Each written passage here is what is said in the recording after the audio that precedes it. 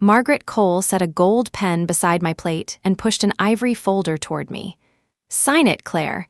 Then everyone can stop wondering why you married my son." Her accountant, Julian Price, looked from the document to me. Then he noticed the company name on the disclosure page. His face changed. "Margaret," he said, "you know ClearFrame is Claire's company, right?" For 4 years, my mother-in-law had told relatives, neighbors, and anyone at her dinner table that I was living on Cole money.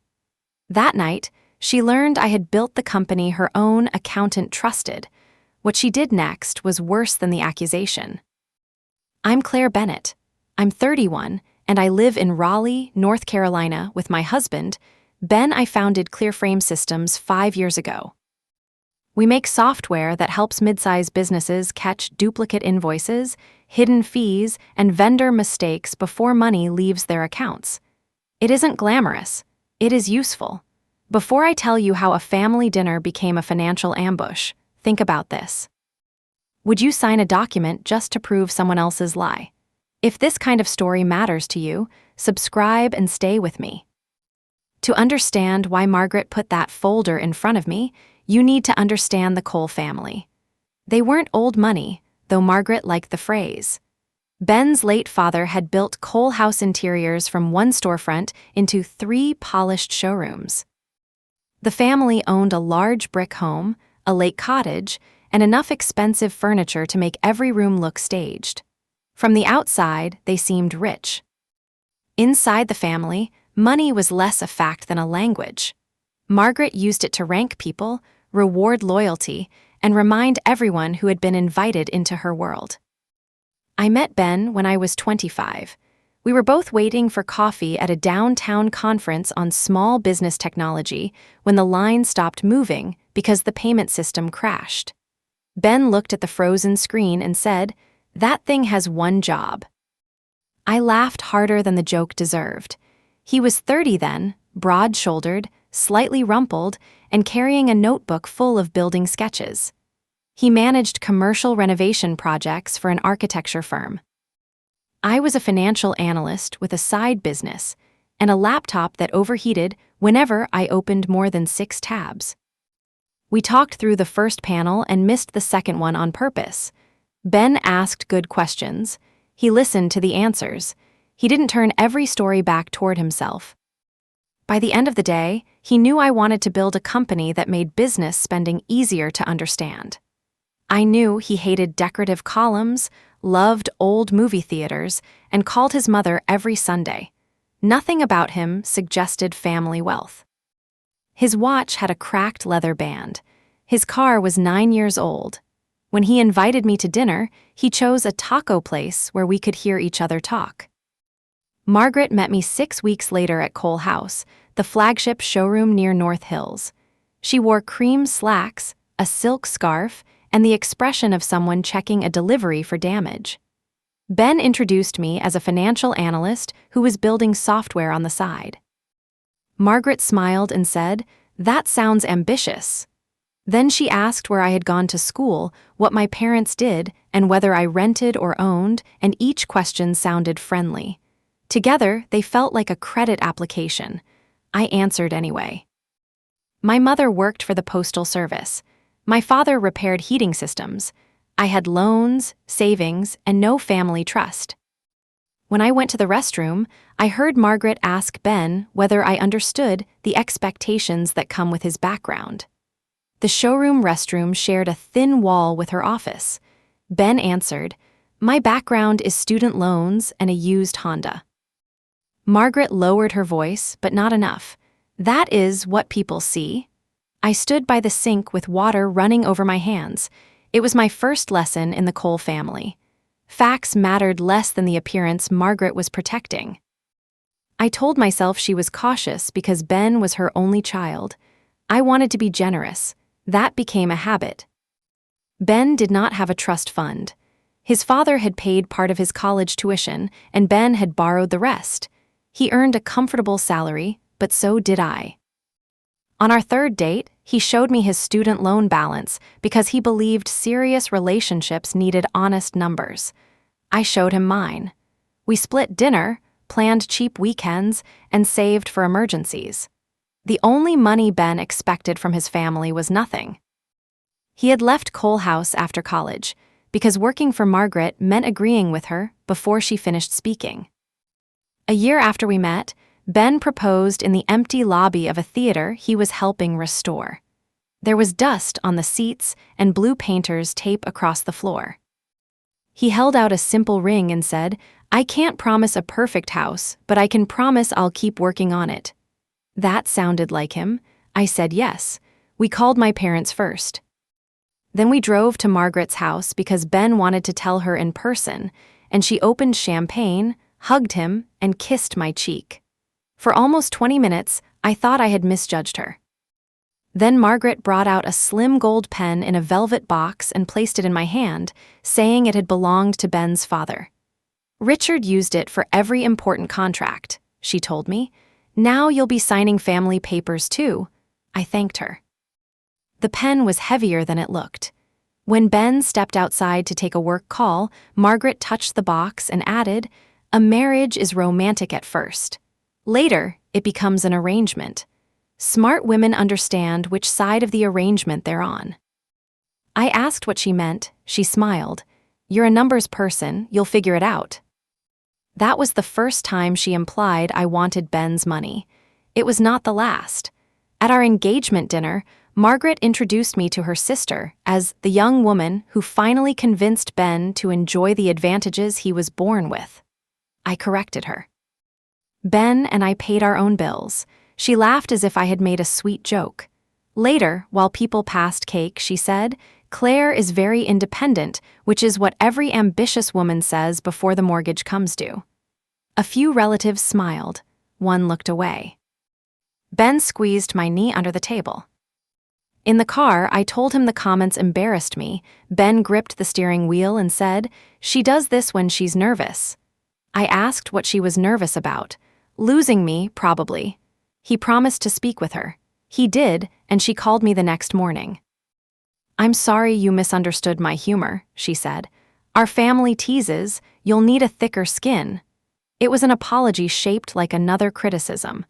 I accepted it because I loved Ben and because the wedding was 6 months away. I thought peace was something I could earn by being reasonable. We planned a small wedding at a garden venue outside Raleigh. My parents offered what they could. Ben and I paid the rest from savings, while Margaret insisted on covering the flowers and told everyone she was handling the wedding. When I chose local daisies and greenery, she replaced them with white roses without asking. When I changed them back, she told Ben I was rejecting a family gift. We returned her check. She still told guests she had paid for the event. That lie was small enough to sound petty when I challenged it, so I did not challenge it. On the wedding morning, the gold pen appeared again, and Margaret brought it into the bridal room with a card addressed to Ben and me. Inside, she had written, "May you always remember what built the life you are entering." She wanted us to sign the guest book with Richard's pen. I almost said no. Then, I saw Ben watching his mother hold the last object she associated with his father. I used it. The ink skipped across the first letter of my name. Margaret took the pen back before the ceremony and slipped it into her purse. Our wedding was happy. That matters.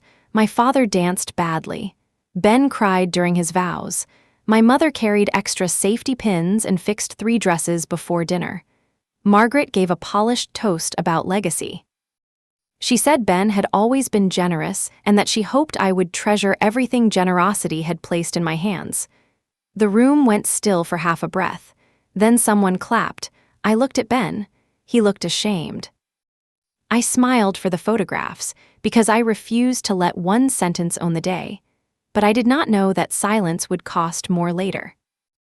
During our first year of marriage, Ben and I rented a 2-bedroom townhouse and kept a shared household account. We each deposited the same percentage of our income. The rest stayed separate. My business expenses came from an account in my name. Ben never invested in ClearFrame. He never covered payroll, but he did bring takeout when I worked late, test clumsy early versions of the software, and remind me to sleep. That support mattered. It was not financing. I used $18,000 I had saved from consulting work and kept my analyst job while I built the first version.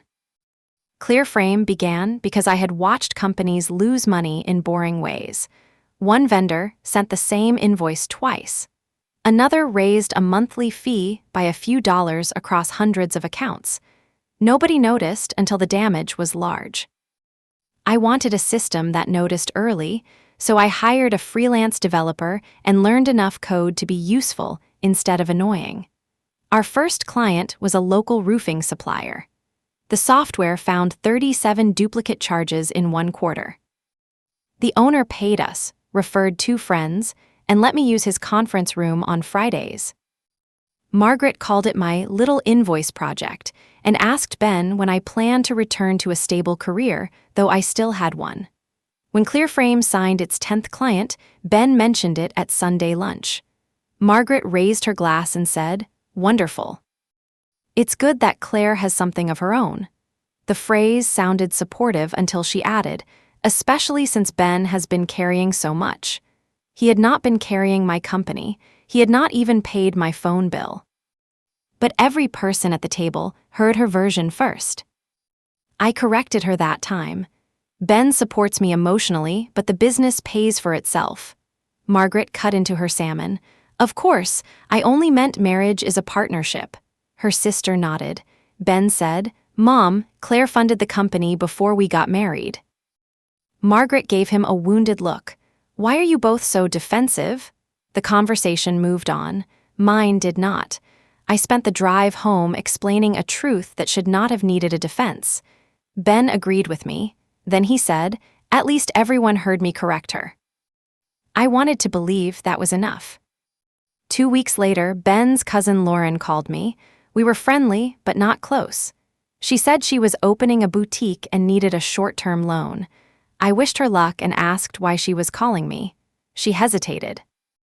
"Aunt Margaret said Ben put a lot into your company, so I thought you two might have family capital available."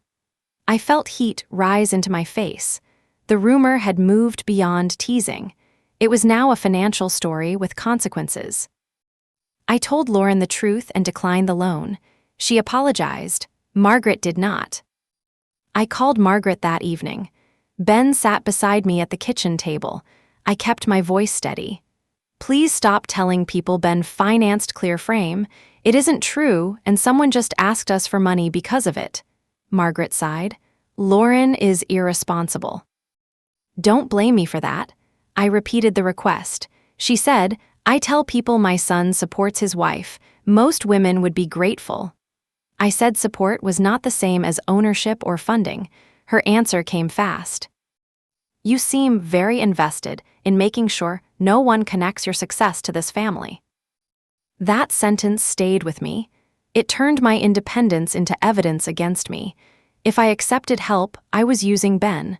If I did not, I was ungrateful. If I corrected a lie, I was obsessed with money. Margaret had built a game where every move proved her point, so Ben finally took the phone and said, "Mom, stop discussing our finances." She went silent. Then she asked whether I had told him to say that. He ended the call. For the first time, I saw how practiced her pressure was. She did not argue with a boundary. She looked for the person to blame for it. For a month, Margaret barely contacted us. Ben missed her. I felt guilty, which embarrassed me, because I had not caused the distance but still wondered whether one more gentle conversation could fix it. That was my weakness. I believed clarity could solve a problem created by control. I sent Margaret a note inviting her to coffee. She accepted. We met at a quiet cafe near her showroom. I brought no documents. I wanted a human conversation. She arrived 10 minutes late and placed Richard's gold pen on the table beside her phone. She used the pen while we talked, clicking it open and closed. I told her I wanted a respectful relationship. I said jokes about marrying for money had to stop. Margaret listened without interrupting. Then she asked, "Can you honestly tell me Ben's family had nothing to do with your interest in him?" I stared at her. "Yes," she smiled sadly. Then we remember the beginning differently. I asked what she remembered. She said I had asked about the showrooms the first night we met. I had not. I had asked Ben what kind of buildings he renovated. That was all. I realized she had converted ordinary curiosity into a motive. I could not prove a negative to someone who preferred her own story. Still, I tried. I explained my savings, my job, and the first clients. She waved the details away. I don't need your bookkeeping. Then she leaned closer. I need to know my son is protected if your ambition turns into something else. I asked what protection meant. She said, a sensible agreement eventually. The gold pen clicked again. That was the first time she mentioned a postnuptial contract. I told Ben about the conversation. He was furious, mostly at himself for encouraging the coffee. He called Margaret and said there would be no agreement drafted by his family.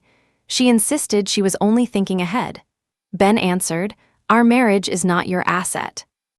Then he blocked her number for a week. It was the strongest boundary he had set. It was also temporary. When she sent an email saying she missed him, he answered, "I understood. She was his mother. I did not ask him to stop loving her. I asked him to stop making me pay for keeping the peace." Around then, ClearFrame won a contract with a regional building supplier. They had 27 locations and a mess of vendor accounts. Our system found repeated freight fees, expired discounts, and invoices sent under two slightly different names. The savings were large enough that their outside accounting firm reviewed our work, and the lead accountant was Julian Price. I joined one crowded audio call with his team. Julian was direct, careful, and impressed by details, not titles. Before the call ended, he said, "I've spent years asking clients to build what ClearFrame built." Julian's firm began recommending ClearFrame to other businesses. I knew his name, and he knew the company. He did not know me beyond a voice in a crowded call and a name buried in reports. We were not friends. I had no idea he also handled Margaret's personal accounts and the books for Cole House Interiors. Margaret never talked about her accountant by name. She called him the firm. Julian never discussed clients. That separation was normal and proper. It was also the reason neither of us connected the other to Ben. By the time I turned 28, ClearFrame had 9 employees and a real office over a print shop. I left my analyst job. For 6 months, I paid myself less than our receptionist. Ben and I postponed buying a house. We drove the same cars. Margaret saw the modest choices and treated them as proof that my company was failing. At Thanksgiving, she asked whether I needed Ben to bridge the gap. I said no. She looked around the table and said, "Claire is proud. That can be expensive." That dinner became the first public fight. I asked Margaret to stop. She said she was expressing concern. Ben told her the subject was closed. She replied, "It is never closed when family assets are exposed." I heard 2 relatives shift in their chairs. Nobody asked what assets she meant. Ben stood and carried our plates to the kitchen. I followed him. Margaret called after us. Running away doesn't make the question disappear. We left before dessert. In the car, Ben apologized until the words lost shape. I told him I did not need another apology. I needed the pattern to end. For the next 5 months, we did not attend family meals. Margaret sent birthday cards to Ben and nothing to me. She mailed him newspaper clippings about divorce settlements. He returned them unopened. I expected the distance to feel like victory. It did not. It felt like a room after an argument, quiet but charged. Ben was kinder than ever, yet I could see him measuring every call from a relative. I hated that Margaret had made our marriage the site of her fear. I also hated how often we still discussed her. We used the quiet to make our own routines. Friday dinner came from the same Thai place. Saturday mornings belonged to errands and bad coffee. On Sundays, Ben worked on a tiny model of the old theater where he had proposed. I reviewed client reports at the dining table. Our life looked ordinary because it was. That ordinariness protected me. Margaret's story needed me to be calculating and dazzled by wealth. In reality, I was happy comparing grocery prices with a man who forgot where he left his keys. ClearFrame grew slowly, then all at once, and a group of construction companies adopted the platform after one client found a six-figure billing error. We hired more developers and customer support staff. I refused venture money because the company was profitable and I wanted control. That meant growth stayed quiet. No magazine covers, no giant launch party. Our name appeared in trade publications that Margaret never read. I still wore the same black dress to family events. I still drove my old sedan. Privacy was not a strategy against her. It was how I liked to live. Ben knew every number. He also knew the company was mine because, before we married, we had signed a simple agreement that kept ClearFrame separate after I started it. We each had our own lawyer. Margaret did not know about that agreement. It was not her business. The irony still makes me shake my head. The protection she claimed to want for Ben already existed, and Ben had supported it.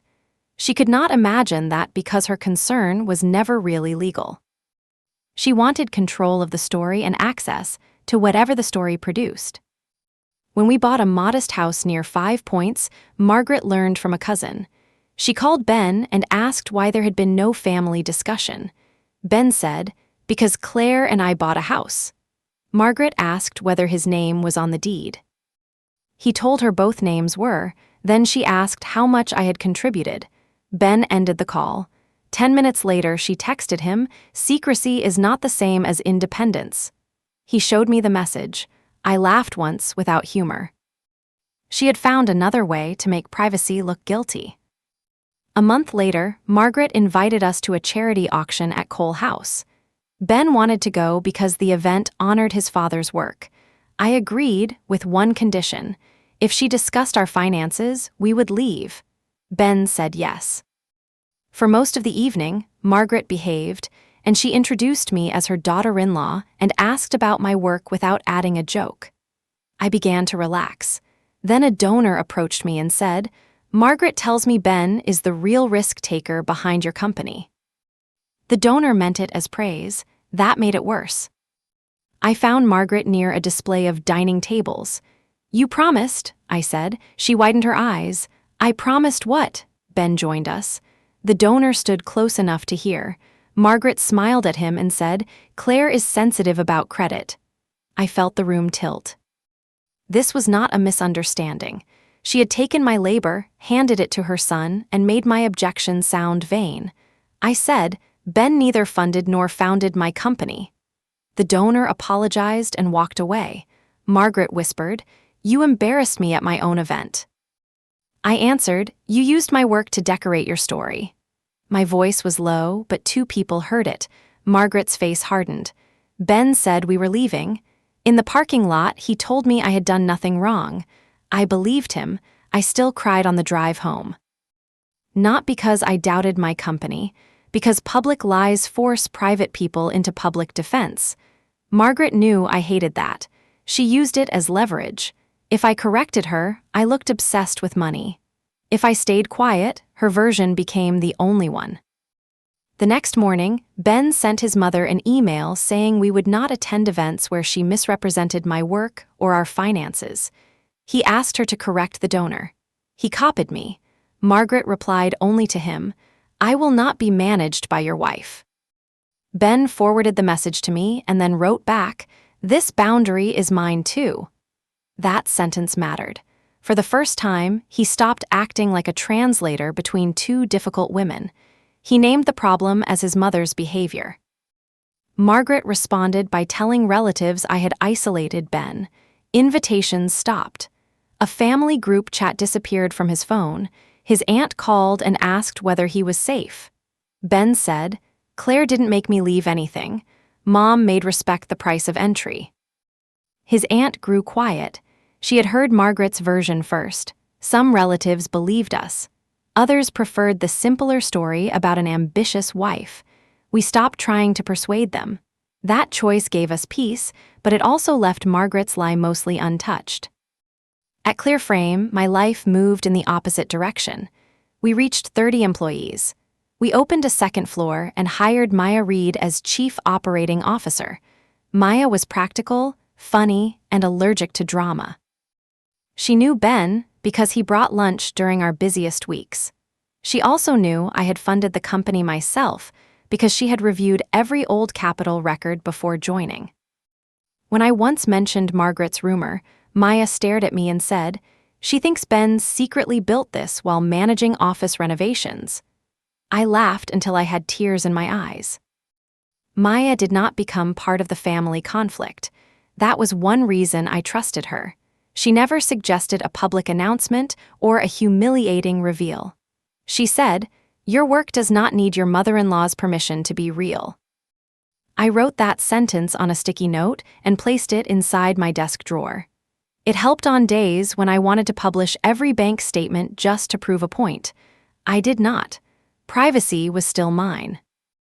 I would not let Margaret force me into performing success for people who had dismissed me. During our third year of marriage, Cole House began showing small signs of trouble. One showroom closed on Mondays.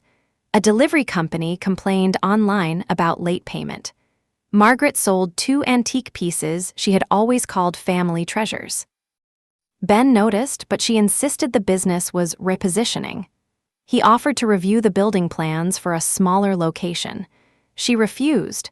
She did ask whether our house had appreciated and whether ClearFrame carried debt. Ben answered neither question. After the call, he said, "She isn't curious, she's measuring." I agreed, but I did not know what she was measuring for. Cole House still hosted glossy events. Margaret still arrived in a leased luxury car. Her home still looked untouched by ordinary life. The financial strain appeared only at the edges. A vendor called Ben by mistake and asked when an old invoice would be paid. Margaret blamed a bookkeeping transition. Ben asked whether she wanted help finding a new manager. She snapped that the company had supported him for years. It had not. His father had paid some tuition. Margaret treated that history like a permanent lien. Then she sent Ben a 1-page family financial questionnaire that asked about our salaries, savings, property, insurance, and business interests. The email said Julian Price needed updated information for legacy planning. Ben showed it to me at breakfast. I recognized Julian's name at once. "I know him," I said. Ben looked surprised. I explained the ClearFrame connection. We both assumed it was a coincidence.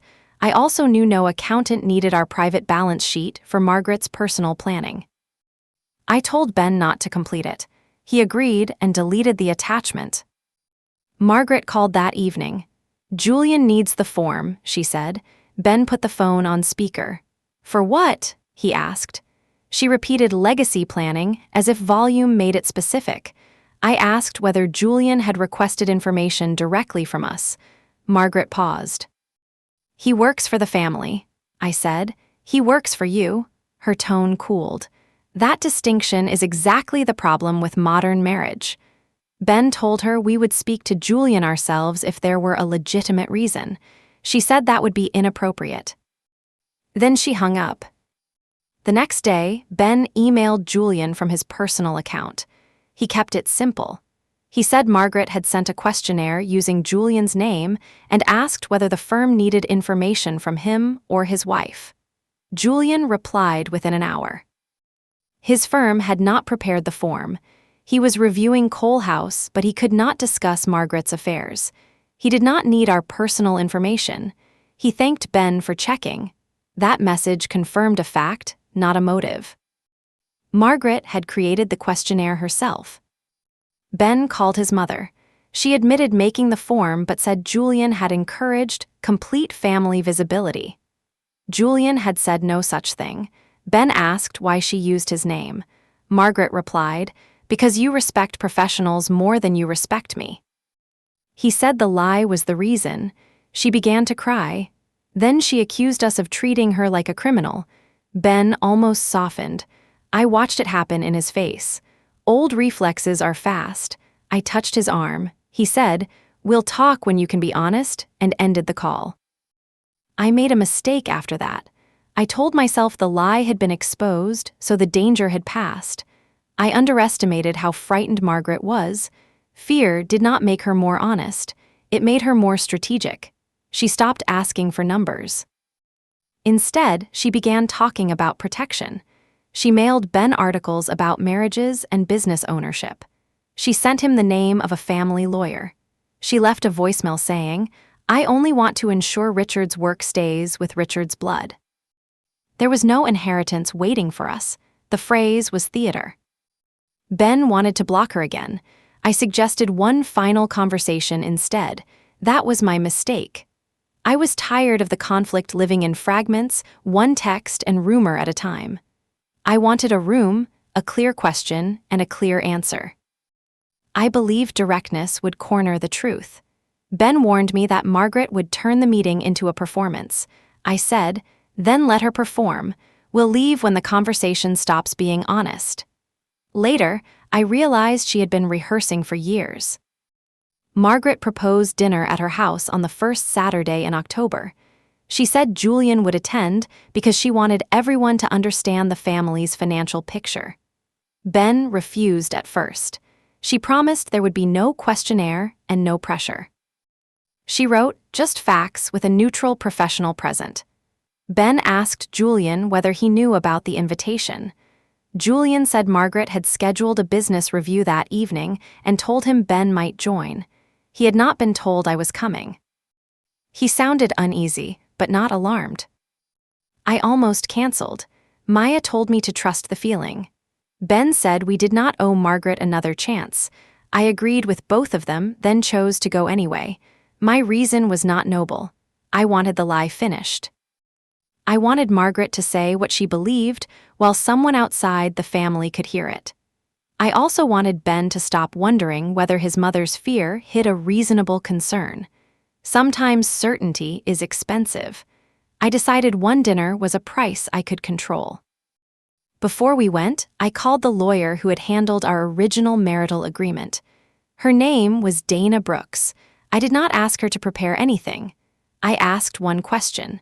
Could Margaret bind me to a postnuptial agreement at a family dinner? Dana laughed once and said, "No one can make a voluntary agreement voluntary by putting a pen next to it." She explained that I should not sign anything without independent review and full disclosure. The advice took less than 5 minutes. It gave me a simple plan. Read nothing under pressure, sign nothing. Ben and I also set 3 rules. We would arrive together and leave together. We would not disclose my company's private value. We would end the dinner if Margaret insulted me or demanded a signature. Ben wrote the rules in his phone. I made him read them back. That may sound severe for a meal with family. By then, ordinary manners had failed. Boundaries had to be specific because Margaret treated every vague phrase as an opening. On the afternoon of the dinner, Margaret texted Ben a photograph of the table. 4 places were set. In the center sat white roses and silver candlesticks. At the place facing hers was an ivory folder. Beside it lay Richard's gold pen. I recognized the pen from the engagement and the wedding guest book. My stomach tightened. Ben called her. She did not answer. He looked at me and said, "We're not going." I stared at the photograph. Then I said, "We are." But we are not staying for whatever she planned. That choice is the one I questioned later. I knew an ambush was waiting. I walked into it anyway. Part of me wanted proof strong enough that I would never again feel guilty for stepping away. Part of me wanted Margaret to fail in front of the professional whose name she had borrowed. Neither motive was wise. Both were human. I put Dana's number in my favorites, though I had no intention of calling from the table. Then Ben and I drove across town in silence. Margaret's house stood on a shaded street where every lawn looked measured.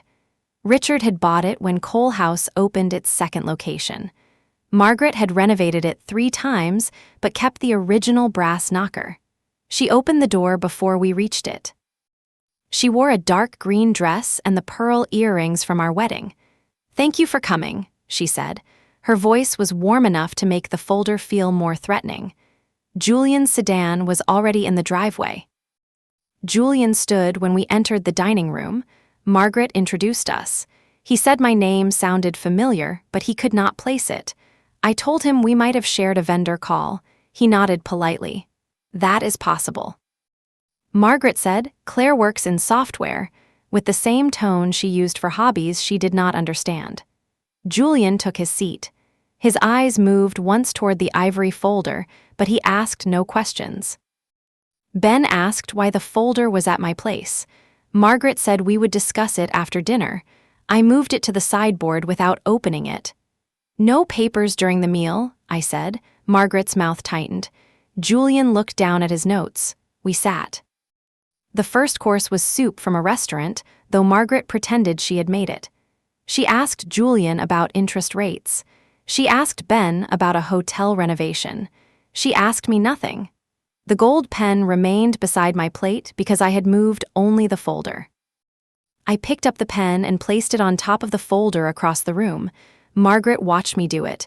That belonged to Richard, she said. I know. I returned to my chair. Then treat it with respect. Ben set down his spoon. Mom, a pen isn't respect. Julian shifted in his seat. The evening had not reached the main subject, but the roles were already clear. Margaret had brought a symbol of family authority. I had moved it out of reach. She saw that as a challenge. After the plates were cleared, Julian opened a gray portfolio. Margaret asked me to review Cole House's cash position, he said. Before we begin, I need to be clear that I represent Margaret and the company. I do not represent Ben or Claire. Margaret interrupted. We are all family, Julian answered. That does not change who my client is. His tone was professional, not dramatic. Still, the sentence cut through years of Margaret's language. She had been using family to blur lines that professionals kept clear. Julian explained that Cole House had strong property value but weak cash flow. Sales had fallen. Inventory costs had risen. A large loan on the flagship building would come due in 60 days. The bank might extend it if Margaret reduced debt or added a qualified guarantor. He did not give us every number. He did not need to. The problem was simple. Margaret owned valuable things and did not have enough ready money. The business could survive, but only if she sold an asset, accepted a smaller operation, or found someone willing to risk personal wealth. Ben asked why he was hearing this for the first time. Margaret folded her napkin. Because I did not want to burden you until there was a solution. Ben looked at the folder. And Claire is the solution, Margaret said. Claire is part of this family. I felt the room narrow. For years, she had described me as an outsider reaching toward Cole money. Now that Cole House needed support, I had become family in a single sentence. Julian's expression told me he heard the change too. I asked whether Margaret had told the bank that Ben or I would guarantee the loan. Julian answered carefully. She told me there might be additional family support. I understood that to mean a voluntary discussion. Margaret said, which is what we are having. I asked whether she had prepared the personal questionnaire to evaluate our ability to help. She gave me a cool look. I was trying to avoid wasting everyone's time. Ben said, you used Julian's name on a form he never saw. Margaret replied, because I knew you would refuse if it came from me. There it was, not an apology, an explanation of why deception had been necessary. I asked Julian whether he had prepared anything for us to sign. No, he said. I prepared a summary of options for Margaret. A guarantee would require separate bank documents and independent advice. Margaret stood, crossed to the sideboard, and lifted the ivory folder. This is separate, she said. She carried it back with both hands and placed it directly in front of me. Then she set the gold pen on top. I wanted to settle one question before we discuss help, she said. Ben reached for the folder. Margaret kept her palm on it. This is for Claire. I looked at her hand, then at her face. What question? She answered, whether you married my son for access to this family's assets. Julian closed his portfolio. Ben said, we're done. I put my hand on his wrist, not to stop him from defending me, to make sure the next decision was mine. Margaret opened the folder. The first page carried the name of a local law office. Under it were the words postnuptial property agreement. My name appeared as Claire Bennett Cole, which was not my legal name. I had never changed it. That error told me how little care had gone into a document supposedly designed to protect a family. The agreement said I would waive any claim to Ben's future inheritance, Cole House, Margaret's property, and any distributions connected to the Cole name. It also demanded a complete disclosure of my assets and business interests. Ben had no expected ownership in Cole House. Margaret could sell it, leave it to charity, or spend every dollar. The document protected property I had never requested from a claim I could not make. In return, I would reveal the private finances of a company Margaret had spent years dismissing. I turned one page, then another. Attached at the back was a letter stating that my disclosure could support family restructuring discussions. The ambush had 2 doors, both opened toward my money. Ben took the agreement and scanned the first page. Who asked this lawyer to draft it? Margaret named a lawyer I had never met. Julian said, my firm was not involved. Margaret's voice sharpened. No one said it was. I asked whether Ben had agreed to any of the terms. He would if he understood the risk, she said. Ben pushed the folder back. I understand the risk. It is sitting at the head of the table. Margaret flinched. He rarely spoke to her that way. She turned to me. You have spent years insisting you want nothing from us. This is your chance to prove it. Then she slid the gold pen across the table. It stopped beside my hand. That was the moment from the beginning of my story. The roses, the silver candlesticks, Julian's closed portfolio, Ben's clenched jaw, and one expensive pen waiting for me to perform innocence. Margaret believed refusal would expose me. She had arranged the room so every answer except obedience looked guilty. I did not touch the pen. You want me to sign away property Ben does not own, disclose my company, and then discuss guaranteeing your loan. Margaret said, you make it sound crude. I answered, it is crude. She looked at Julian. Can you explain to her that families plan together? Julian did not rescue her. Planning requires accurate information and voluntary consent, he said. Claire is correct that these are separate matters. Margaret's cheeks colored. I did not invite you to take sides. Julian replied, I'm not taking sides, I'm correcting the financial frame. The phrase almost made me smile. It was the kind of wording he used in client meetings. Margaret heard only resistance. She said, fine, Claire, tell us what ClearFrame is worth. Then we can speak as equals. I felt something inside me settle. She had spent 4 years saying I was after family money. Now equality required a number from me. I said, my value is not the admission price to your table. Margaret laughed softly. That is a beautiful line, but it is not an answer. Julian looked at the company name on the disclosure schedule. The lawyer had copied it from a public business filing without identifying my role. He tapped the page. His face changed. Margaret, you know ClearFrame is Claire's company, right? She said. Claire has an invoice app. Julian looked at me, then back at her. ClearFrame is a profitable software company used by several of my largest commercial clients. Margaret's expression did not change at first. She thought Julian was being polite. Then he continued. Claire founded it. She still controls it. Her team identified more than $1 million in billing errors across one client group last year. Ben glanced at me. He knew the figures, but hearing Julian say them in that room changed the air. Margaret looked down at the folder as though the paper had betrayed her. You told me she was consulting, she said to Ben. He answered, I told you she ran a company. You called it a hobby. Julian added only what he could say from public information and his own firm's experience. ClearFrame had more than 40 employees. It served businesses in several states. It had grown without family investment from Cole House. He did not mention revenue, valuation, or my personal assets. He did not need to. Every claim Margaret had repeated about Ben financing me collapsed under a few ordinary facts, not because I unveiled a secret fortune. Because someone she respected described my work accurately. Margaret turned to me. "Why didn't you tell me?" The question was almost convincing. I reminded her of the client milestones she had dismissed, the office she called a phase, and the charity donor she told Ben was the real force behind my company. "I did tell you," I said. "You kept replacing the facts with a story you liked better." She shook her head. "You hid the scale," I answered. "You never asked about the work, you asked who paid for it." Ben leaned forward. "Mom, you owe Claire an apology." Margaret looked at him as though he had changed languages.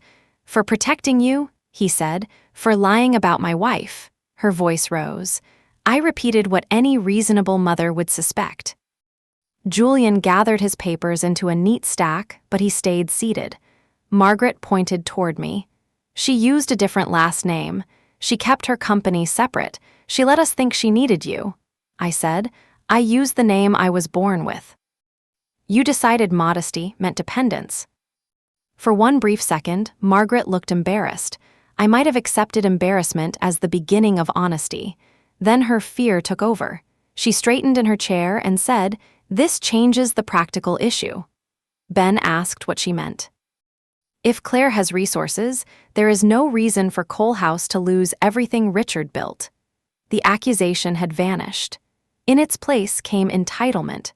She did not pause between learning I had my own money and assigning that money a job. I asked, "What exactly do you want from me?" Margaret looked at Julian. He did not answer for her. She had to say it herself. "The bank needs confidence. A limited personal guarantee would give us time. Once we sell excess inventory and improve sales, it can be released." Julian said, "There is no promise it would be released on that schedule." Margaret ignored him. "We are talking about a bridge, Claire, not a gift." Ben said, "A bridge backed by her company and our home." Margaret insisted the risk was small. Julian corrected that too. The loan on the flagship building was $1,300,000. A personal guarantor could be responsible if Cole House failed to pay. The bank might also ask for proof of liquid assets. I would be placing real security behind decisions I had never made in a business I did not control. The explanation was plain. Margaret wanted me to risk what I had built so she would not have to sell what she displayed. She said the lake cottage had sentimental value. The large house was Ben's childhood home. The flagship showroom carried Richard's name. Every asset became sacred the moment selling it might spare me. I asked whether she had considered closing the weakest showroom and moving the flagship into a smaller building. Julian said those were among his recommendations.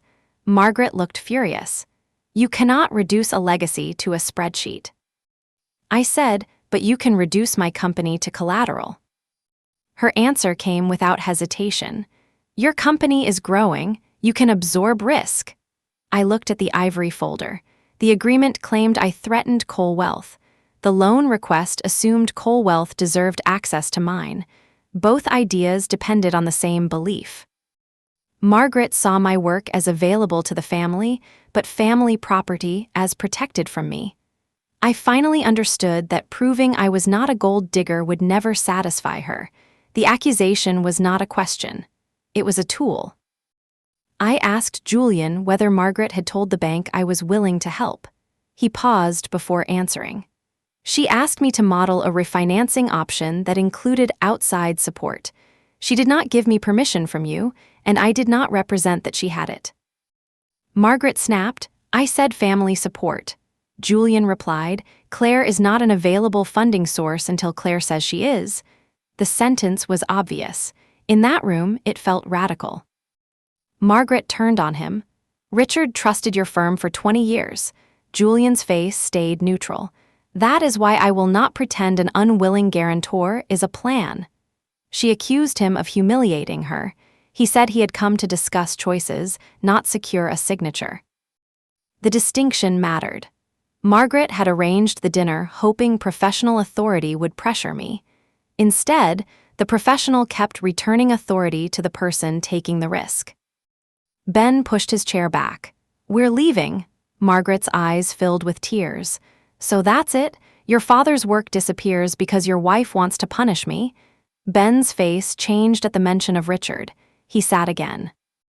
I saw the child in him, the one who had watched his father build displays after dinner and believed the showrooms would stand forever. Margaret saw it too. She softened her voice. "He would have expected you to protect this." That was her strongest move, not the folder, not the rumor. Grief.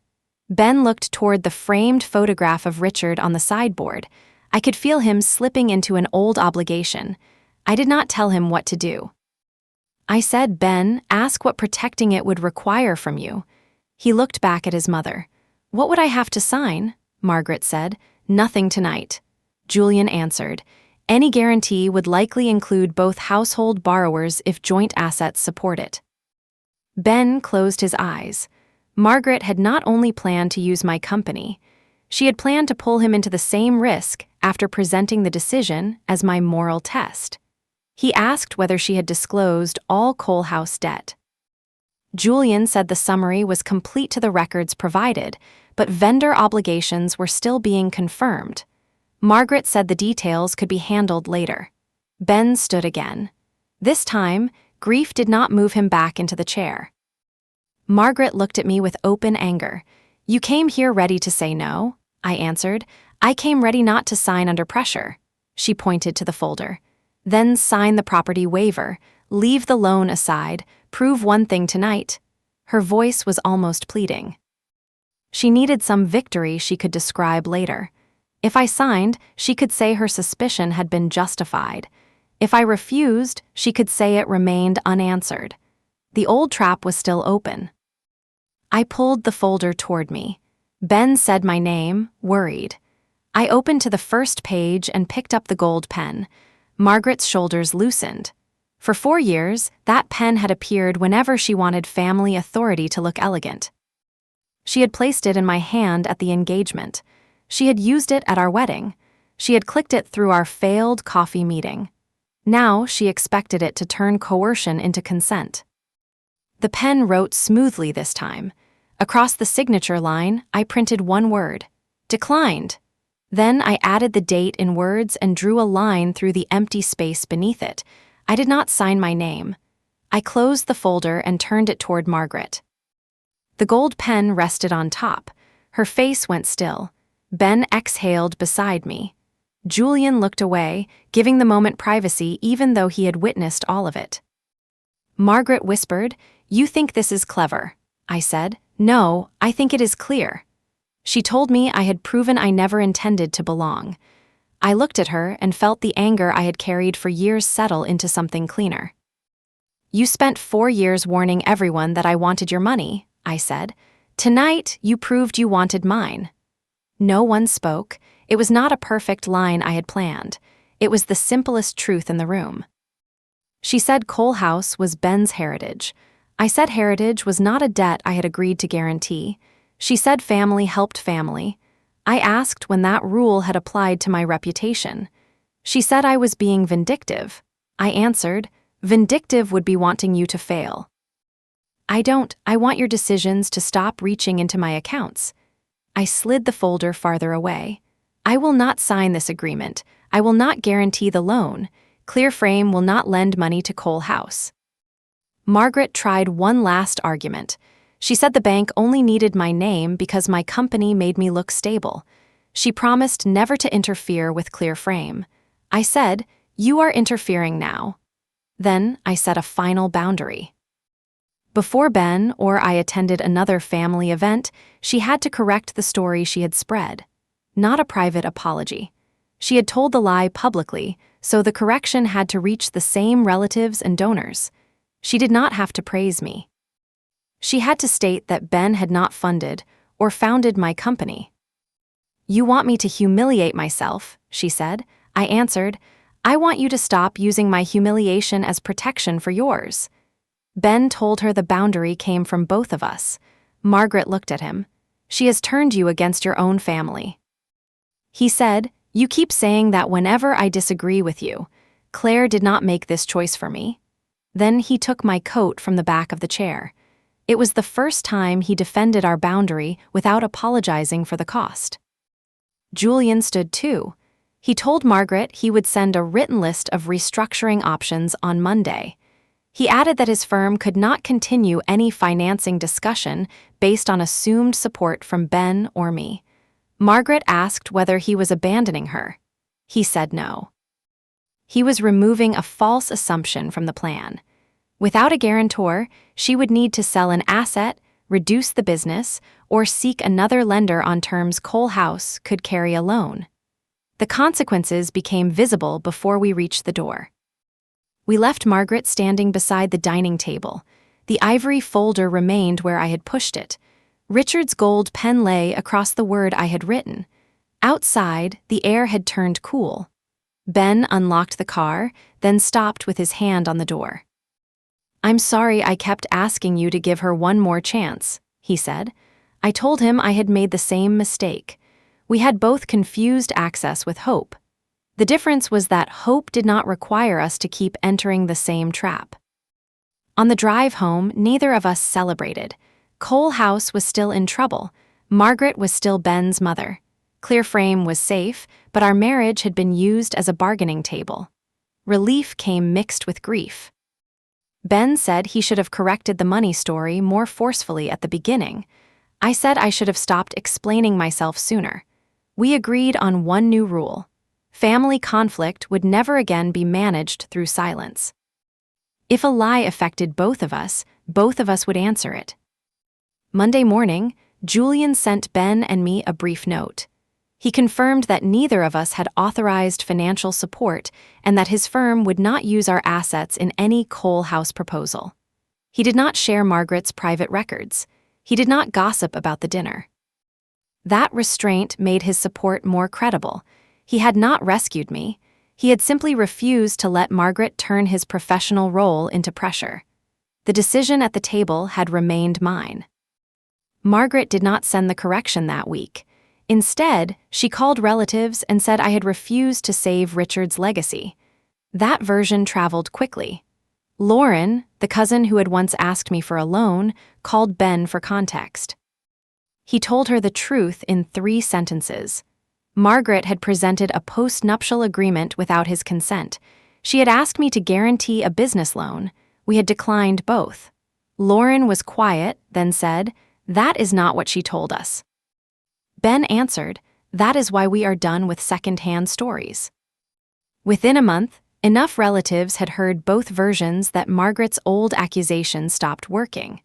People could believe I was cold if they wanted. They could not honestly say I had chased Cole money while ignoring the fact that Cole House had asked for mine. The donor from the charity auction emailed me a short apology. He said Margaret had corrected him privately after Ben contacted him. I thanked him and left it there. I did not need a campaign. I needed the lie to stop creating obligations. Cole House closed its smallest showroom before the end of the year.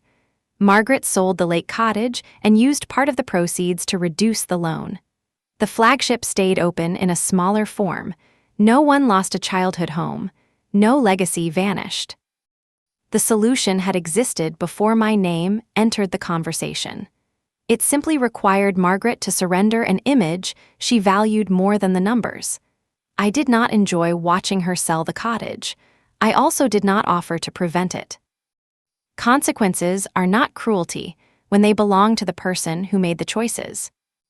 3 months after the dinner, an envelope arrived at our house. Inside was a printed email Margaret had sent to the relatives and business contacts who had heard her claims. It said Ben had not financed ClearFrame, did not own it, and was not responsible for its success. It also said she regretted making assumptions about my motives. The apology was stiff. It avoided several details. It was still the first accurate statement she had made publicly. Ben asked whether it was enough. I said it was enough to begin a different kind of contact, not enough to restore the old access. We now see Margaret in public places for limited amounts of time. She does not receive information about my company's finances. She does not participate in our financial decisions. When she hints that family should share more, Ben changes the subject once. If she returns to the accusation, we leave. So far, we have left twice. The boundary works because it has an action attached to it. I no longer spend an hour proving why a remark was unfair. I pick up my coat. ClearFrame kept growing. The most important change was not its value. It was my relationship to being believed. For years, I thought one perfect explanation would make Margaret see me accurately. At her table, I learned that truth is not always a key. Sometimes the other person is guarding a door they do not want opened. My job was not to win admission. My job was to decide what I would no longer place on the other side. I never kept the gold pen. Margaret still has it. The last time I saw it, she was signing the broker's listing agreement at her dining table. Ben and I had stopped by to collect a box of Richard's theater sketches.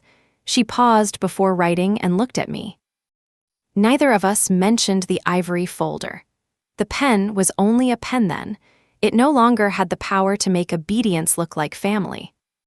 People still ask whether I should have helped Cole House after learning the business could survive. My answer is simple. Help offered freely is generosity. Help extracted through a lie is payment for surrender.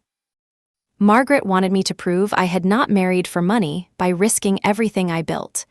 I proved nothing to her. I protected what was mine, told the truth once, and walked out with my husband beside me. So here is the question I carried home from that dinner. When someone accuses you of wanting what they have, then reaches for what belongs to you, do you keep defending your motives, or do you close the folder? I know my answer now. I wrote it in one word: declined.